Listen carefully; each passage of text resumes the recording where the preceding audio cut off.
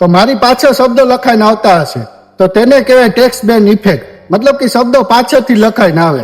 તો તે કેવી રીતે બને તો ચાલો તમને સમજાવું. એ પહેલા વિડીયોને સેવ કરી લેજો અને વિડીયો છેલ્લે એન્ડ સુધી જોજો. પહેલાં તો તમે એડિટ એપ ઓપન કરી લ્યો અને વિડીયોને ઇમ્પોર્ટ કરી લ્યો. ત્યાર પછી વિડીયો ઉપર સિલેક્ટ કરીને વિડીયોને ડુપ્લિકેટ કરી લ્યો અને વિડીયો ઉપર ક્લિક કરીને ઓવરલે ઉપર ક્લિક કરી દો, એટલે થોડુંક લોડિંગ લેશે.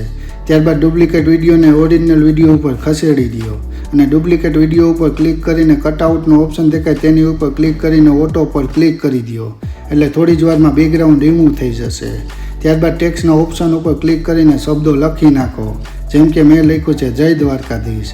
ત્યારબાદ શબ્દોવાળી લાઇન ઉપર ક્લિક કરીને વિડીયો પૂરો થાય ત્યાં સુધી લાઇનને લંબાવી લ્યો અને શબ્દોવાળી લાઇન ઉપર ક્લિક કરીને શબ્દોવાળી લાઇનને વચ્ચે લઈ લ્યો, એટલે ઓટોમેટિક કટઆઉટવાળો વિડીયો ઉપર આવી જશે. તમારો પણ આ પ્રકારનો વિડીયો બની જશે. વિડીયો જોઈને તમે પણ શીખી જશો. તો મારી પાછળ શબ્દો લખાઈને આવતા હશે તો તેને કહેવાય ટેક્સ્ટ બેન ઇફેક્ટ, મતલબ કે શબ્દો પાછળથી લખાઈને આવે. તો તે કેવી રીતે બને તો ચાલો તમને સમજાવું. એ પહેલા વિડીયોને સેવ કરી લેજો અને વિડીયો છેલ્લે એન્ડ સુધી જોજો. તો આવા વિડીયો જોવા માટે મને લાઈક કરો, કોમેન્ટ કરો અને સબસ્ક્રાઇબ કરવાનું ભૂલતા નહીં.